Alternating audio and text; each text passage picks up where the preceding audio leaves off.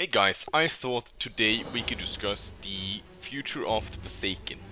Now, there hasn't been happening any Lordaeron Aftermath updates too much yet. There's been discussions on the forums, there's been, Marshmallow's been working on the map, there's been a new guy coming on the board helping with creating the map. Now, Forsaken is one of the coolest faction, like the story and all that, in my opinion. They have, but in Lordaeron Aftermath, they're pretty much boring when it comes to like end game. In beginning game, their armies are really strong, but at the end of the game, it's the Abomination spam, and you can get Gale, and he's a good hero. He's more interesting than Sylvanas, because Sylvanas is pretty bad end game. I mean, Silence is good, don't get me wrong, but like her other abilities, like, and her ultimate. But there has been discussions on the forums about Forsaken. I created a post saying some new suggestions, and there's been a lot of discussion on it, and Marshmallow gave us a patch note of how the Forsaken, like some of the stuff with Forsaken for 1.20, and I'm gonna read it up to you and we'll be discussing. So first we'll start with the new content. Forsaken or Blood Oath players can create the Orb of Translocation with links Silver Moon to Lordaeron City, but the two factions must first be allied, and Sylvanas must have conquered Silver Moon. This is supported by lore. This Orb of Gateway is destructible for enemy players. Now, this one, I have nothing against that. This is actually a cool idea. Like, if they ally up, like with the Horde and such, that would be amazing. I'm a little bit like, Sylvanas must have conquered Silver Moon. Is that a typo, or I don't know? But I like the idea. It sounds cool. It's accurate to lore as well. It sounds really cool. Now, this one is also quite cool. New advanced upgrade for Forsaken, Path of Vengeance, unlocks Fallen Rangers as elite hero, unit choice, and gives Forsaken archers ambush ability. Now, I don't know what this ambush ability is. I'm looking forward to see what that could be. But the replacing the Banshees with elite Fallen Archers could be quite cool, actually. I kind of like that can get a new elite, which, I like the sound of that. I want to see that happen. The Banshees are cool, but I think they're boring. I'm never using them. That's just my opinion of them. This one I'm a little bit concerned about, actually. If Sylvanas uses her special Dark Arrow item on Arthas, he is killable for the next 5 minutes, meaning his undead body is weakened, and if he's killed, he will be unrevivable until 5 minutes has expired. Obviously, this does not affect the Lich King, who is unrevivable anyway. So now there is actually a way of permanently killing Arthas, which worries me a little bit. That item can be a complete tide change. I was just hearing some sounds.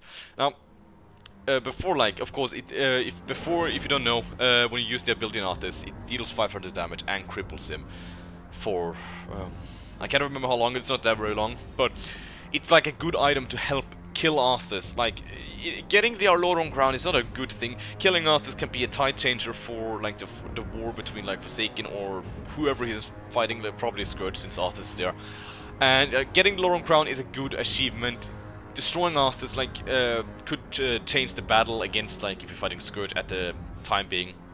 And I believe it works on Lich King as well, which could also change the tide on the battle against the Lich King. But removing Arthas from the game at, like, 5 minutes? I don't know. That is really risky. I mean, Sylvanas could potentially use that arrow and then just rush the entire army against Arthas. If, like, because most likely he will be on the front lines when this happens, of course, most likely. So I'm a bit worried about this. I don't know, you guys may have other opinions. For one, I'm a little bit worried. Now, this was all the new content, but here's the balance.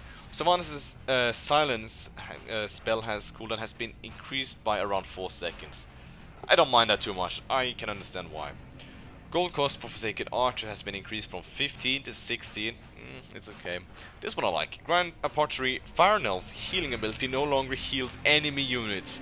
So I might start using Farinel more, because, I don't like that with the healing spray, like, oh, I have a chance to heal the enemy. I don't want to do that.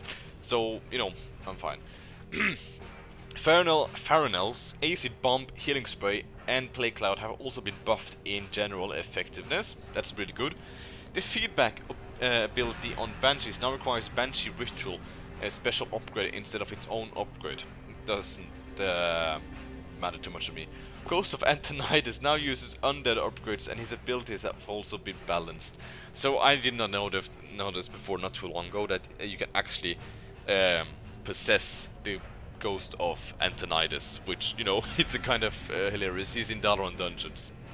Now, I want to hear what your opinions on these Forsaken updates are. I want to hear what you think about them. Is this a good idea with Arthas can't be killed for the entire game? I mean, so for some people, like, I would understand that, yes, it's a good idea, but at the same time I'm a little bit worried. You know, maybe it's just probably me because I like Scourge a lot and I want to see a Lich King in game and such, so it creates more tension in the game and all that. But, you know, you must say what you think. So thank you so much for watching, and until next time, guys, bye bye. And please tell me what you think about this in the comments. See ya. Also, I forgot one more thing.